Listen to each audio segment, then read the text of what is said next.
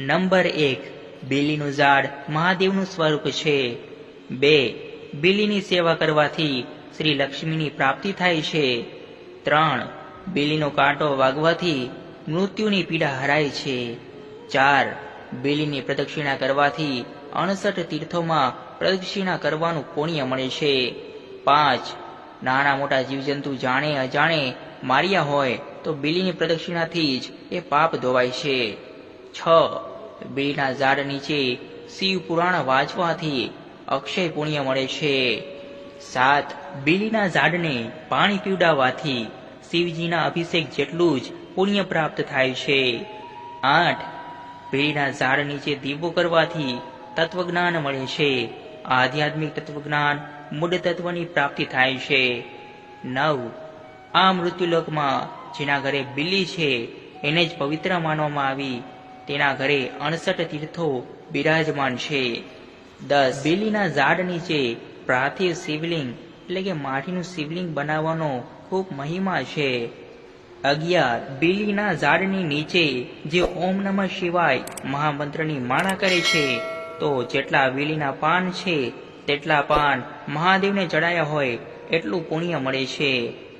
12, કોઈ પણ માળાને સિદ્ધ કરવી હોય તો બીલીના ઝાડ નીચે જાપ કરવો જ જોઈએ.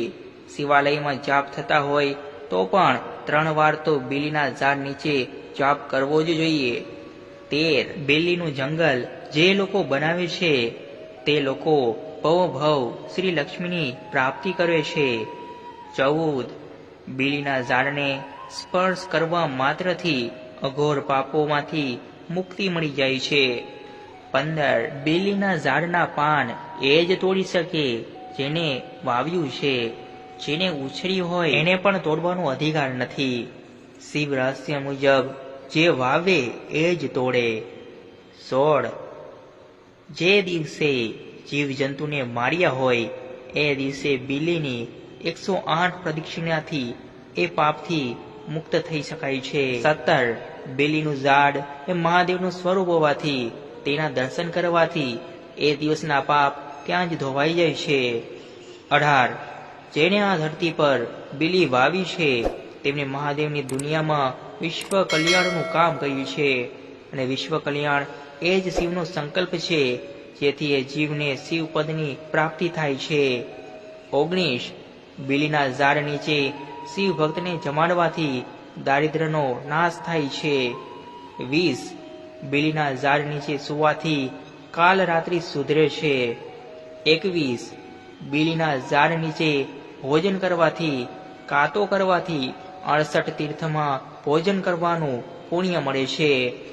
22, જે લોકો જ્યોતિર્લિંગની યાત્રા કરવામાં અસફળ હોય તેને બીલીનો આશ્રય લેવો જોઈએ અને જે ઘરની બીલીની છાયા નીચે હોય તે ઘર નથી, તીર્થ છે.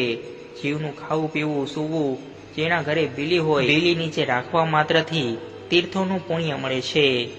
23, દેવતાઓ પણ બીલીના ઝાડની સ્તુતિ કરે છે.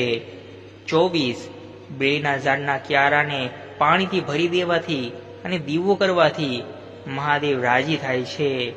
25, બીલીના ઝાડ નીચેથી શબયાત્રા નીકળે તો જીવ મુક્ત થાય છે. 26, માત્ર એક જ બીલી વાવાથી 1 કરોડ શિવ મંદિર નિર્માણનું પુણ્ય મળે છે. 27, શિવ મંદિરમાં પખાલ થઈ ગઈ હોય તો બીલીના ઝાડને પાણી અર્પણ કરી દેવું જે મહાદેવને ચડાયા બરાબર છે. 28, બ્રહ્મા વિષ્ણુ મહેશ ત્રિદેવ બીલીમાં બિરાજમાન છે. 29, બીલીના વૃક્ષને શ્રી વૃક્ષ કહેવાય છે.